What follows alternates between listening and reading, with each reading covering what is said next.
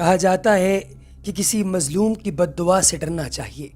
اگر اس نے صبر کر لیا تو تمہارے لیے مسئلہ درپیش ہو جائے گا، اور آج یہ مسئلہ پورے بھارت کو درپیش ہے۔ دوستو، شمشان گھاٹوں پر مردوں کی چتائیں جلانے کے لیے جگہ موجود نہیں ہے۔ اتنی چتائیں جلائی جا رہی ہیں کہ کسی بھی ایک مردہ گھاٹ پر، شمشان گھاٹ پر لوہے کی ایک بھی زنجیر موجود نہیں رہی۔ سب پگھل گیا، سب ختم ہو گیا۔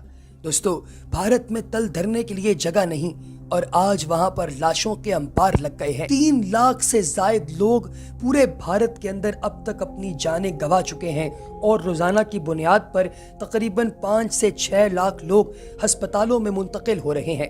تقریباً 1.5 ارب آبادی کا یہ ملک اس وقت اپنی موت آپ مر رہا ہے، اور اگر کوئی انسان یہ پوچھے کہ اللہ کا یہ عذاب ان پر آخر آیا کیوں، تو پیارے دوستو، کچھ عرصہ پیچھے چلے جائیے۔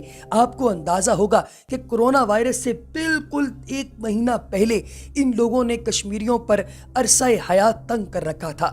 ماؤں کو اپنے گھروں سے نکلنے کی اجازت نہیں تھی، بیٹوں کے سر چومنے کی اجازت نہیں تھی، اور شہید بیٹوں کو دفنانے کی اجازت نہیں تھی۔ بیچاروں مددگار لاشیں سڑکوں پر رلتے پھر رہے تھے، لاشوں کی توہین کی جا رہی تھی، انہیں روندا جا رہا تھا، اور ہر شخص کو بد دعائیں، گالیاں، بکواسیات دی جا رہی تھیں۔ یہ ایک ایسا دیس تھا جس دیس نے خود کو فرعونیت کا علم بردار سمجھا ہوا تھا، اور آج اللہ تبارک و تعالیٰ کی ذات نے ان لوگوں کو دکھا دیا کہ جب قہر برساتا ہے تو وہ قہار بھی ہے، وہ عزور بھی ہے۔ جب وہ ضرر پہنچاتا ہے تو انسان اس سے بچ نہیں پاتا۔ آج اس دور کے اندر کوئی بھی شخص اگر یہ سمجھتا ہے کہ وہ اللہ کے حکم سے روگردانی کرے گا یا کسی پر ظلم کرے گا اور بچ جائے گا تو وہ پاگل ہے۔ دوستو، ویڈیو کلپس میں دیکھیے اور آپ کو اندازہ ہو کہ اس وقت پورے بھارت میں بے شمار لوگ کورونا وائرس کا شکار ہو کر اپنی زندگیوں سے ہاتھ دھو بیٹھے ہیں، اور ان لوگوں کو آکسیجن تک مہیا نہیں۔